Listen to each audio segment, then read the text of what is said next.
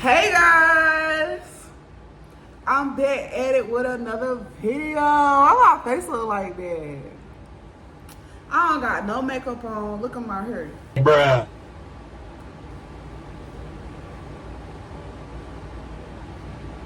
It's so long. Oh my gosh. I ain't mean to hit the camera. My bad, y'all.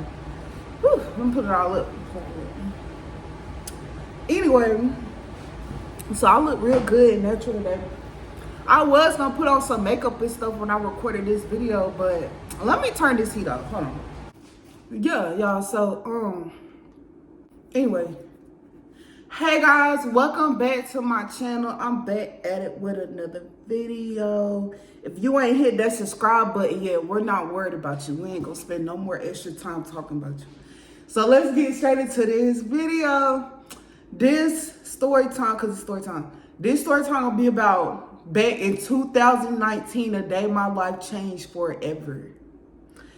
The day that my dad kicked me, my mama, and my brother out. Well, I thought I had already made a video about this, y'all.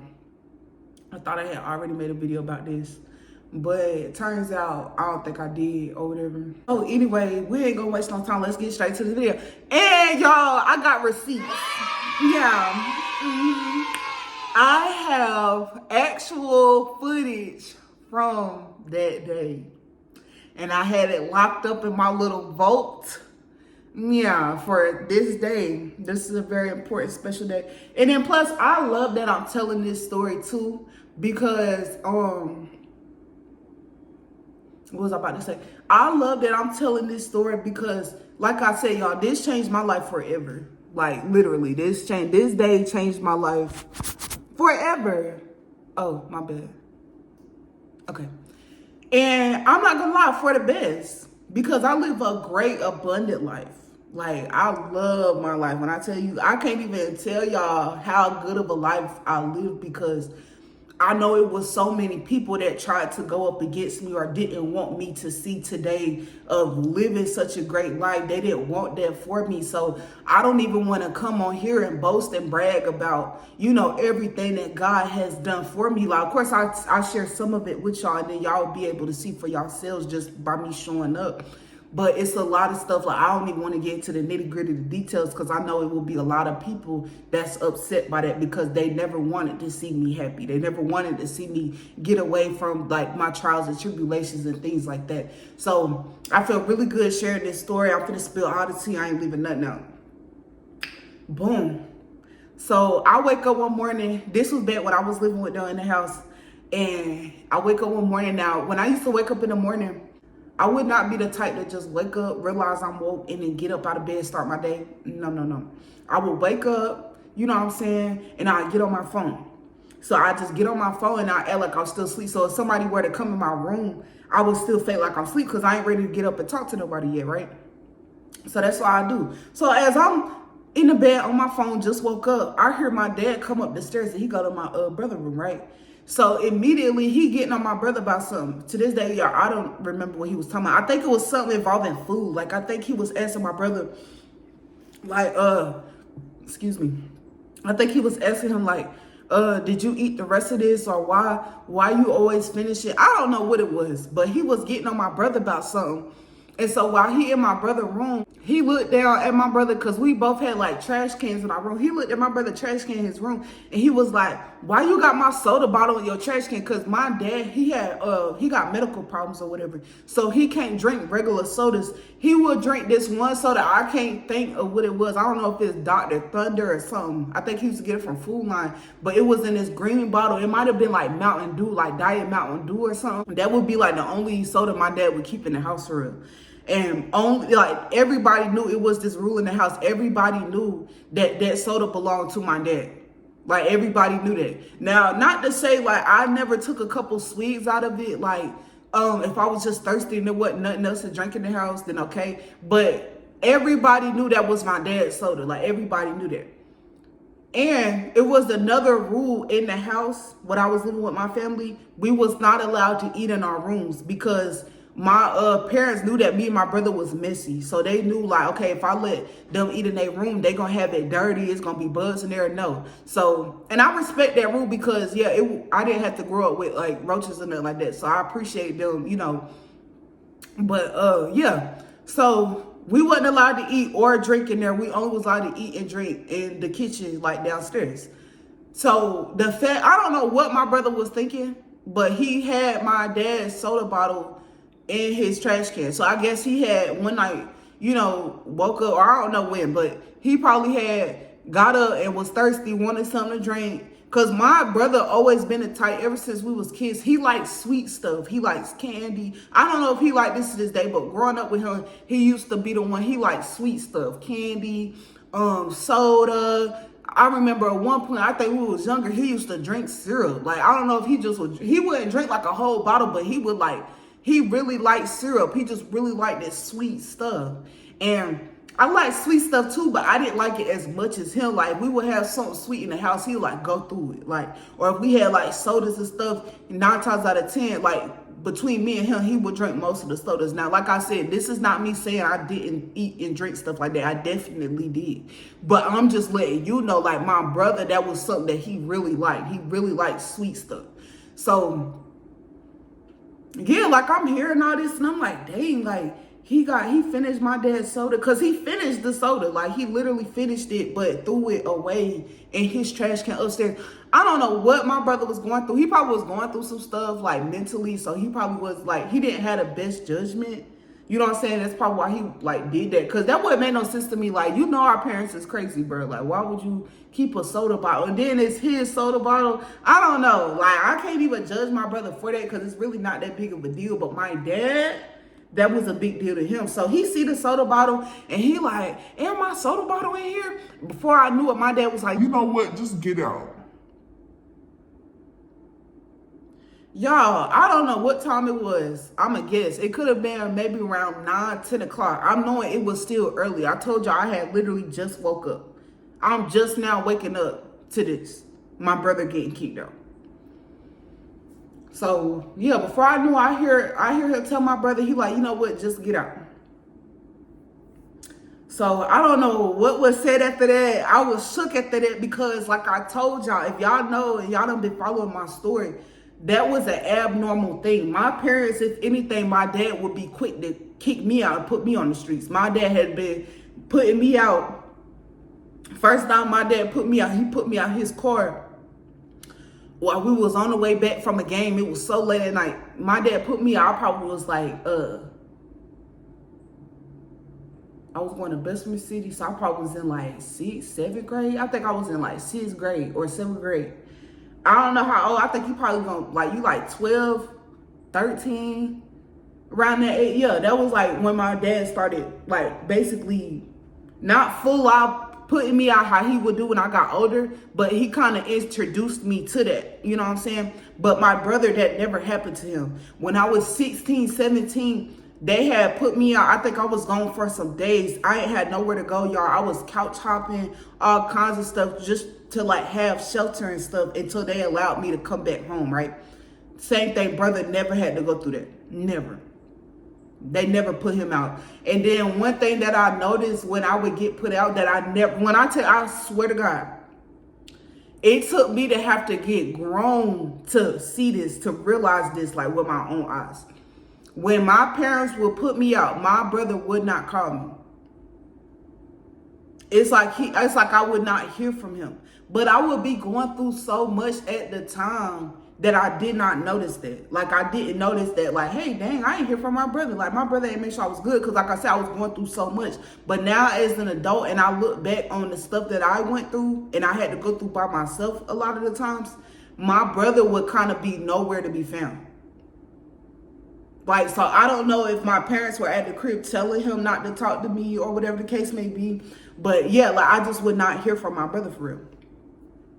So yeah, so fast forward, like I said, back to the day, he tell my brother, he like, get out. So I'm nervous because like, we already starting off on the wrong foot for real. Are you cool? But like my dad, he would do that. Like my dad would try to act like he's not emotional, but my dad is very emotional. Like he probably woke up that day feeling bad, or he probably had something negative on his mind, and it probably messed up his whole mood, his whole attitude. And so what he would do is he will get triggered, or he will get in his emotions.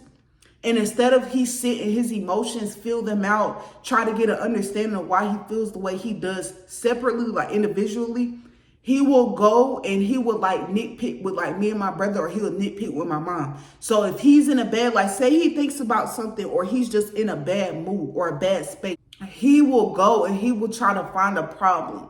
Like he will go and try to find an issue to where he can correct somebody or get on to somebody, basically take out his emotions, his negative emotions that he will feel by himself. He will try to find something like a flaw in somebody else, that what they're doing, so he could take out those negative emotions on them. It's kind of like a scapegoat. It's like, so I don't have to sit and like deal with my emotions and my trauma. I'm going to go and look and see, oh, you didn't clean up your room. Now I'm going to whoop you. So that's a way, by him whooping me, that's a way of him getting that relief that he didn't want to sit with his own self and get to, like, you know, get past his trauma, get past his emotions. He would just try to take it out on the people around him. That's what he would do, right? So I don't know if this was one of them days or what. But he told my brother to get out. Before I knew it, y'all, I heard him coming to my room. Now, I didn't do nothing wrong. You feel what I'm saying? They had just kicked me out. I had just ended up coming back because they kicked me out, and I think I was gone for like a year, right? And I had ended up coming back because I had this big gash. You could still see the scar. I did this when I was like 18 or 19 years old, y'all. I tried to slit my throat, and it was bigger than this.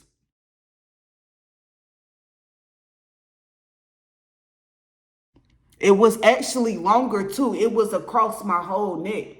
But by the grace of God, it healed. Because when I was out there on my own at 19, my parents, they didn't really teach us enough on how to be independent. Because like I told you, independence threatened my parents, especially my father. He didn't like us, like seeming like we were going to be able to be independent and not need him. That threatened him, right? So a lot of the stuff that I should have known when I got out here, like, well, when they put me out at 19, I didn't know. So I struggled very bad, and I became very, very, very depressed, y'all. Very depressed. So at one point I decided, I was like, you know what? I'm going to just take my life. Now, the knife that I had cut myself with, and this was so dumb, y'all. I was so young and dumb. The knife that I had used had ridges on it. Let me show you. So the knife that I had used to try to slit my throat, it had ridges on it, so it had points. Let me see if I could draw a picture, because I don't think y'all gonna understand what I'm saying. So hold on. Okay, so I try to draw this picture. It look crazy. So the knife looked like this. So let me show you. This is my knife. Obviously, this ain't the knife I use, but this is my kitchen knife. Y'all see how this knife look? It look a little dirty. Y'all see how this knife look? This was the knife I used to cut myself. So instead of it being smooth, like straight like this, it had ridges on it, right? So I used the knife that had the ridges on it to try to cut try to slit my neck or whatever. That was so dumb because, for one, the knife was very dull. It wasn't even sharp. My knife is way sharper, and it actually comes with a sharpening blade thing. So this actually sharpens my knife. So this, if I were to use this, I would have succeeded because it's sharp enough, it's nice enough, it's smooth. I would have got a nice, precise cut, right? But the fact that the knife I used was so rigid, it wasn't able to fully penetrate my flesh. Obviously it did, because I have this scar, like, it is still here. So obviously it did. Like, I did get pretty deep, but I did not go deep enough to get any arteries to actually be able to kill myself or to harm myself in the way that I wanted to. By the grace of God, I'm so glad, because that could have tore me up even worse. Now, I'm not gonna lie to you. I know some people probably like, oh my gosh, now you got this scar. I love my scar. Because when I was younger, I used to like things like I had this shirt that had Edward Scissorhands on there where he would do his makeup like I used to like creepy stuff like when I was younger. And also me and my family, we watched this movie called The Orphan. And it was this little girl, but come to find out it was this grown woman. And she went to a psych ward and she had this scar around her neck. And what she would do is she would take a ribbon and she would tie the ribbon around her neck to cover it. And I just remember that scene in the movie where they took the ribbon off and you could see her scar. It was so creepy. It was so weird. And I loved it. So I like my scar. I think it made me look tough. I'm not gonna lie. I love my battle scars because I'm still here to see another day. But yeah, so when this first happened, I actually did that. I had this black little ribbon. Well, it wasn't a ribbon. It was really like a necklace. It was a choker. And I used to put it around my neck to cover it. But it wouldn't even like the freaking thing was so big at the time you could still kind of see it. Anyway, that's not what we're talking about. So I tried to commit suicide. It didn't work. So I ended up calling my mama crying like, can I come back home? Please, please, please. Like begging my mom if I come back home. So she was like, I got to ask your dad or something. Then long story short, they was like, yeah. Well, no, I think she was like, yeah, just come home. And so I came home. Y'all, my dad wanted me gone. Like he was just like, no, I don't want her here. After the man had done kicked me out and I was gone for almost a year. Came back. And I think it was because of my neck. He didn't want to see what I had did to myself. I really think that's what it was. I could be wrong, but I don't think he wanted to see what I did to myself because, and my parents would never let me know this. But I feel like as a parent, your child is a reflection of you. Your child is a reflection of like how you treat them, how you nurture them. Like, and I feel like they would never tell me and my brother this, but they knew that. So to see me so broken down, walking around with this giant gash, because it's one thing, like, I know I'll probably be like I tried to kill myself before back when I was like 16.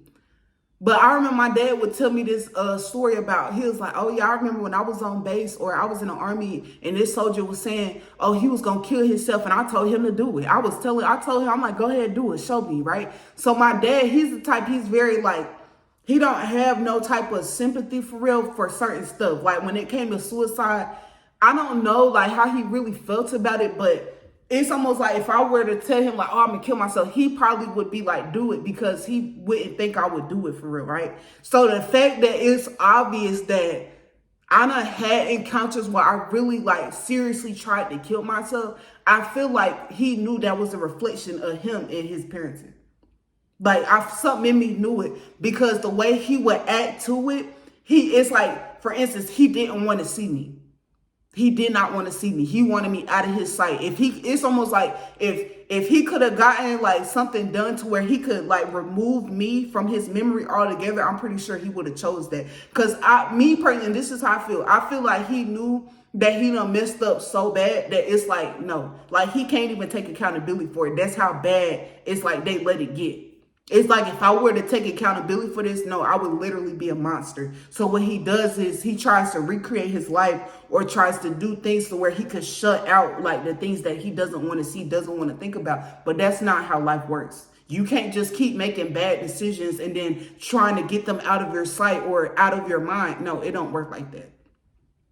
Like, so yeah, like my dad, he didn't want me in the house. He kept telling my mom like to tell me to leave and da-da-da. And my mom was basically just saying like, no, like this is your daughter. So I got to stay, but my dad did act funny with me. And it was like, I love myself so much because I went through so much. Like I had literally just tried to kill myself. After I did that, bro, I didn't feel it at the time because I know you probably like, I didn't hurt it. No, I didn't feel it. I was so high on adrenaline that I did not really feel it until maybe like the next day or like some hours later. My neck was so swollen.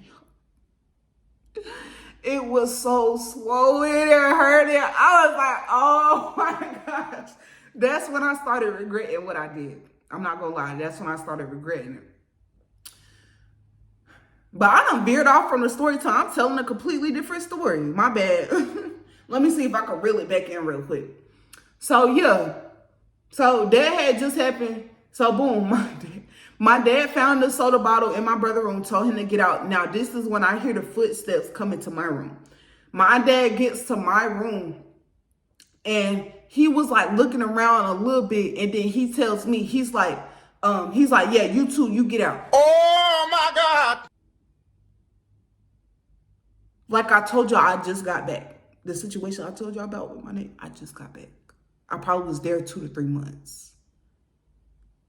I just got back. I was gone for a year. Fighting for my life.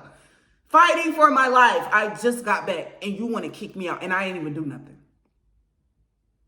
So he's like, yeah, you too, you get out. He get out, you get out too. I'm like, what did I do? Like immediately I'm frantic because I'm like, what the like when I heard him come into my room, I didn't have it in my mind that he was gonna kick me out because I literally didn't do anything. I had just got back. And if you know you're gonna be on your P's and Q's the first couple months.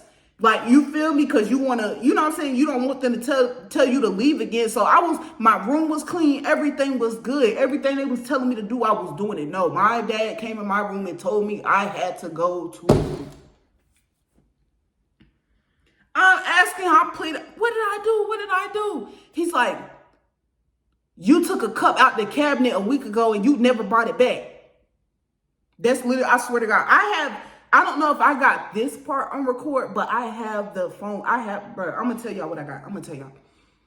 So by this time, I'm pleading with him. I'm begging him. This was the first time I ever tried to beg my dad to allow me to stay in the home. Before, I wouldn't beg him because, like, I mean, whatever. Like, he'll kick me out about stuff like, oh, your car smells like weed. Get out. Like, I'm not about to argue with you to stay. And you talking about like that. Like, I would just leave. This was the first and only time I ever begged him, like, Dad, please, like, I didn't do anything. Like, what are you talking about? You gonna kick me out because of that? Like, no. So I'm trying to plead with him. The more I'm trying to plead with him, y'all, my dad is so serious. Like, I'm thinking, like, since I'm his child, I could plead with him and he'll let me stay. Like, I'm thinking I could talk to him. My dad was so serious, y'all.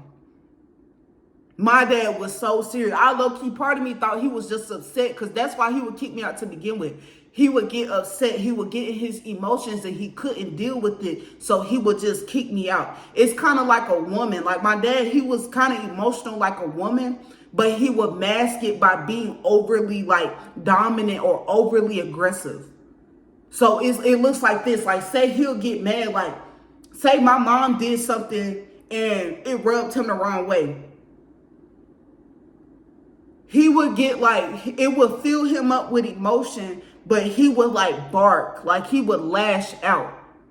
So by him lashing out, that's like him using his manly strength. Cause you like, now you fearing him. Cause you like, oh my gosh, this big man is so angry. Like he yelling, he doing all this. Like, you know what I'm saying? But in reality, he's reacting to his emotions like a woman. That's all it is. That's why you see men that will beat their women. That's why you see men that will sit up there and just degrade their women, like bark down them, like, you're dumb, you're this, you're stupid. I can't believe, like, that's a man handling his emotions like a woman.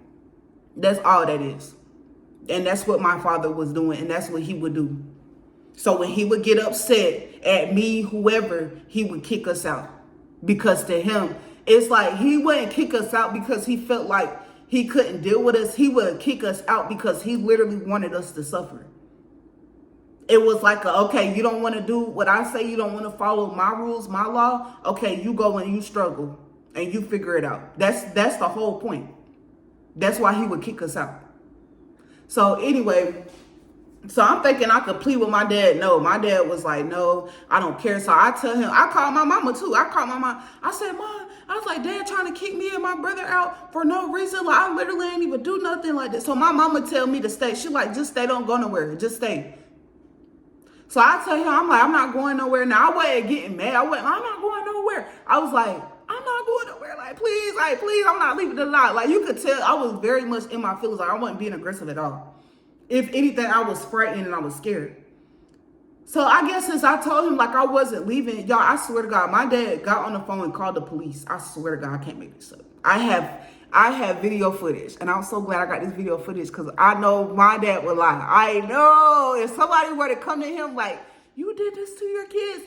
No, I didn't do that. And she was fighting me. No, I have actual footage of me sitting on the bed recording him. You could see my room. My room is spotless. My room is not dirty. He tried to say my room and stuff was dirty. No, it was not. I have all of this on video. I'm sitting in front of my dad recording him like this, not touching him, not yelling, not nothing. He on the phone telling them I'm a grown woman, that he asked me to leave his home and that I'm being aggressive and fighting him. Lying. So boom, he called the police. The police came, and it was so, I know he was embarrassed because when the police came, me and my brother, they taught us to be very mannerful. So like, we wasn't like, when the police came, we wasn't on no, oh, F12 or I'm not listening to you. Bro, we was so respectful. Hey, sir, how you doing? We let him know what my dad talked to him first, and he just basically was like, I'm sorry. Like, he was like, but y'all gonna have to leave. Like, unfortunately, like, y'all gonna have to leave. Everything was smooth. When a policeman came, like, it was almost sad. Because I'm knowing that when the policeman came, he knew that me and my brother was not a threat. But since he was just doing his job, he couldn't get into, like, he couldn't sit up here and be like, oh, well, this don't look right. No, he just had to do his job. And he made that very clear to us. You know what I'm saying? He wasn't aggressive with us or nothing. I swear to God, like, shout out to that policeman, because I feel like he peeped it, but he couldn't say nothing because he was at work. He was doing his job. So we asked the man, we like, well, sir, this is our only home. We done been here, like, you know, majority of our upbringing, we don't have nowhere to go. Our mother, she is at work. So the man told us, he was like, okay, well, that's fine. You don't have to go anywhere. He was like, y'all just have to be away from the premises. So they told us that we had to stand at the bus stop, y'all. The bus stop, literally, you could see the same house like that we just got kicked out from. You could see the house from the bus stop. We just standing up there at the bus stop waiting on our mom because our dad told us to leave. So we stand at the bus stop. We trying to call my mom. My mom pull up. She like, oh my God, y'all, come on, come on. So we go back down to the house or whatever. I don't really remember what happened after that. I promise you, I don't really remember what happened after that. I know that I had to go get some clothes. I think my mama was telling me, she was like, Taylor, go up there and get some clothes. And so my dad kept telling her, like, no, like, he was saying, like, we wasn't allowed in his house. Like, I don't know what, y'all, to this day, and he could have his reasons, but I don't know the reasons. But my dad was saying, like, I was not allowed to come into the house and get any of my stuff, get any clothes. He was saying I was not allowed. My mom, she said, Taylor, come with me and come up here and go get some of your clothes so we could leave. So I listened to what my mama said because I know I didn't do nothing wrong, y'all. Like, I'm knowing I ain't do nothing wrong, bro. Like, I was so flabbergasted, y'all. Like, I'm following my mama up the stairs to my room so I could get some clothes. My dad's still yelling. I said no. She can't come in here and get nothing. I said no. I was looking down the whole time. I didn't even want to look at my dad because I was so confused why he was treating me like this. Like, I didn't know what I did. Like, I swear to God, like, I didn't look at him not once. He just yelling, no, she needs to go. She needs to get out. So we're ignoring him. We going up the stairs because we was leaving. Like, I was going to get clothes so we could leave because my mom was taking us to a hotel. That's why I needed clothes. Like, the only clothes I had was the ones I had on my body. So that's why we was going up the stairs to get the clothes. But my dad, he did not want me in the house at all for some reason. I don't know. So when my dad was doing all that yelling and stuff, me and my mom had made it upstairs in the room. And before I do it, like, my dad came up in my room. But all I know is my dad, he was yelling. And my mama was trying to tell him to stop or something. And I started getting some of my clothes. Y'all, why my dad run up on me? And I had video of this too, because I was recording him. I was recording. My dad ran up on me. We got the tussling. Before I knew it, I think he fell back on me. My daddy a big man. He was like 6 foot, probably 200 pounds. I don't know. My dad messed around, fell back on me. Now, keep in mind, my dad, he has a medical problem. So if he get hit in his head the wrong way, he could literally die. He could lose his life. I'm not thinking about none of that. I'm just thinking I had this man had ran up on me. So I'm scared. I started defending myself. Boo, boo, boo. I'm punching. I don't know what I'm hitting. I'm just punching. By this time, I'm frantic. I'm scared. I can hear my mama, and I'm so glad I got this on record. I can hear my mama, Craig, stop, get off of her. No, that's my her, get off of her. They're not, but she not getting active. She not getting in the field with me though. She in the back talking about get off of her, get off of her, but she ain't getting in the field with me though. I had to fight this grown man off me by myself with my mother witnessing the whole thing. All she could do was stand back and yell and scream. And maybe try to get him off of me, but that wasn't doing that. She should have started punching him in the back of his head. What are you doing? I done witnessed my mama punch me in my face. My mama done roughed me up like a grown woman and I had not touched her back. I did hit my mama back once and my mama roughed me up and was hitting me, not with no belt, with her fist. I done seen my mama get active. And you sat up here and watched your husband beat me down on that floor in my closet. You saw that.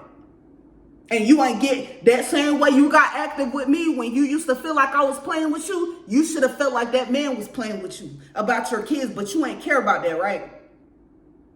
As long as you was good, as long as he wasn't putting his hands on you, you good, right?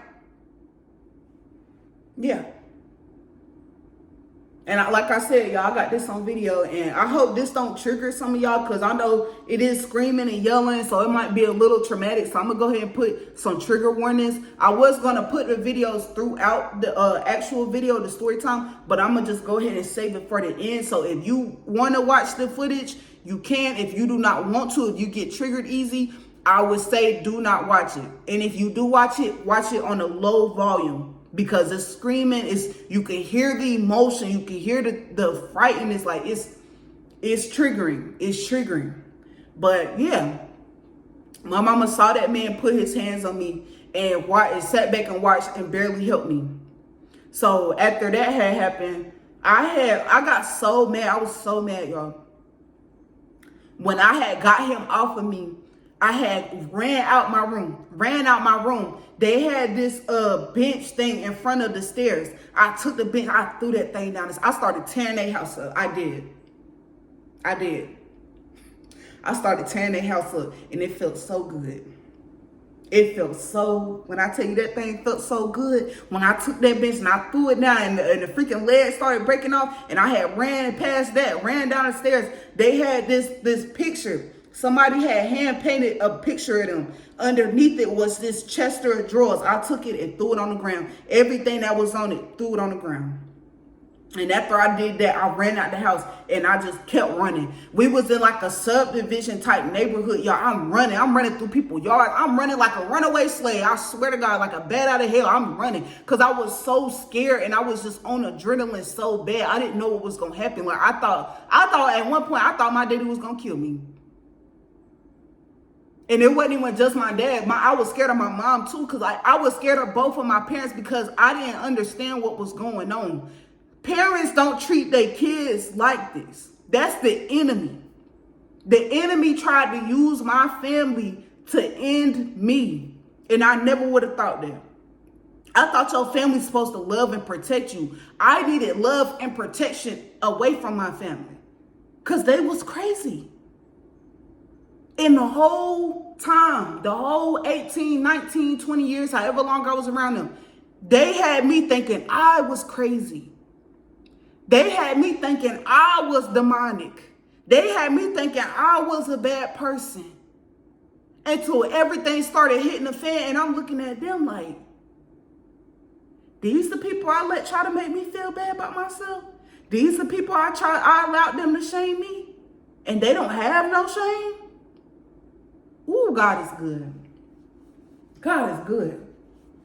So boom, I had done tore the house up a little bit and I took off running. And before I knew it, my energy level, it just like, it stopped. Like whatever high I was on adrenaline, I crashed. And when I crashed, y'all, I threw up. Wherever I was at, I threw up in somebody's yard. I was just running, y'all. I'm telling you, I was just running like a runaway slave. I stopped and I just was throwing up. So then when I was done throwing up, I took off running again. That's how, I'm telling you, that's how scared I was.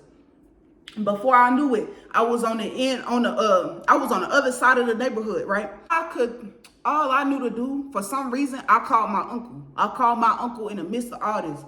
So I think I had called my uncle or whatever. And then, no, I called my uncle after this. So I think I ended up going back to the house. My brother pulled up. And my dad came out the house. So my dad was bucking up at my brother. Like, he was arguing with my brother. They was going back and forth. You put your hands on them, you a B, da da da. But when I tell you, my brother waited like 18, 19, I don't know how many years, but years went by. My brother was waiting. My brother was waiting to give it to my dad. And I could see why. My brother was not wrong for that. My brother was not, because my dad, I witnessed my dad bully my brother. I witnessed this. My mother witnessed my dad bully my brother. Yeah. Literally bully him as a kid. Like, my brother was only at the precious ages of like 11, 12 years old. His big, grown, 6 foot, 200-pound dad picking on him, pushing his head, picking on him as if he's like an older brother. My dad was picking on my brother as if he was his older brother. Not his father, but his older brother. That's how my dad would pick on my brother. And it was because he was jealous of my brother.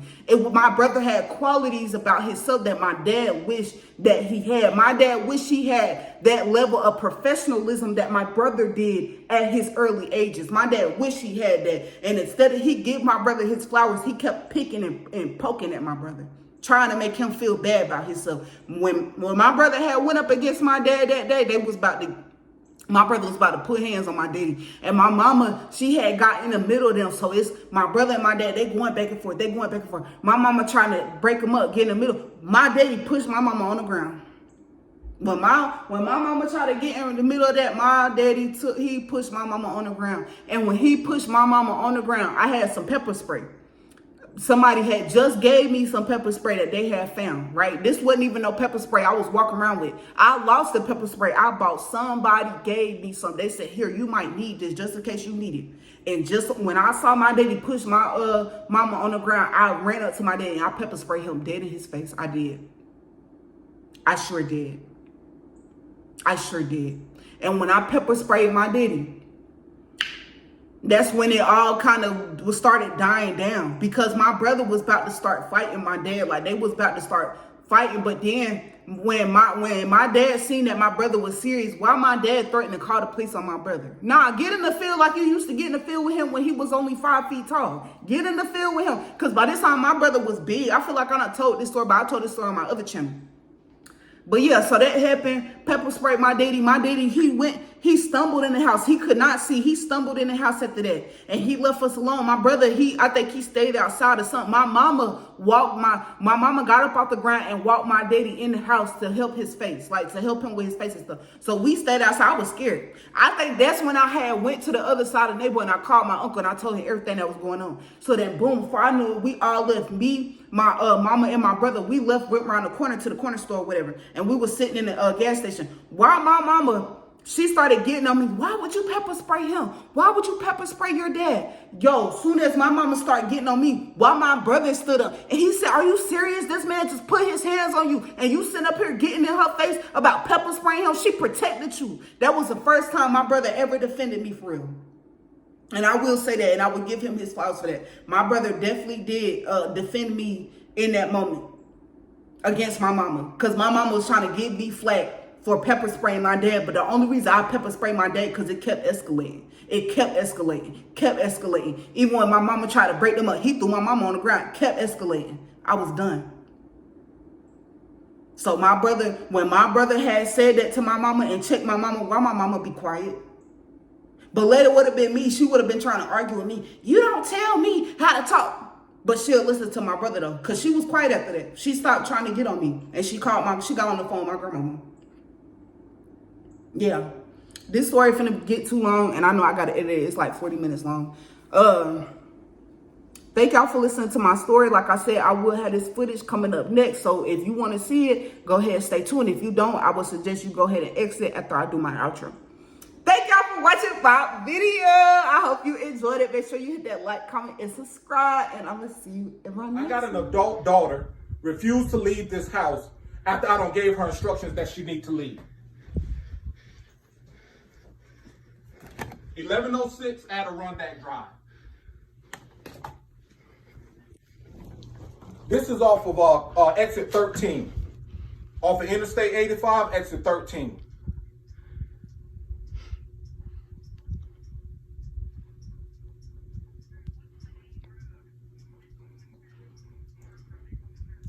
It's over off of Franklin, and I want to say Edgewater Road. And then it's off of Carson. I'm Craig McClendon Sr. Her name is Taylor McClendon. McClendon.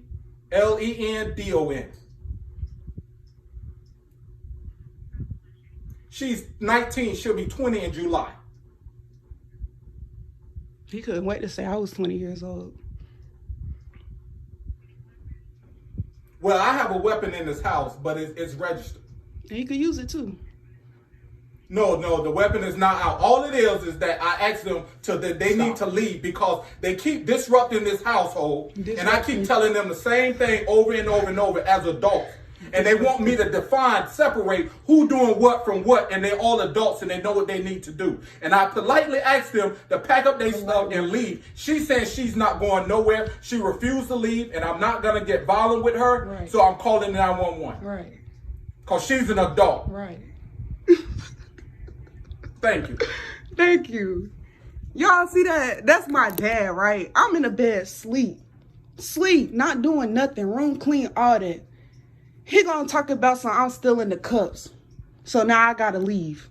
And I told him I wouldn't go. My mom told me to stay here and not go nowhere. So now he calling the police on me. My dad, my father, my real father too, not my stepdaddy, my real dad. So now the police about to come and get me. No, call 911. She getting her clothes to Get out of here. She is. Get out of here. Come on here, Taylor. Get out of here. Come on here, Taylor.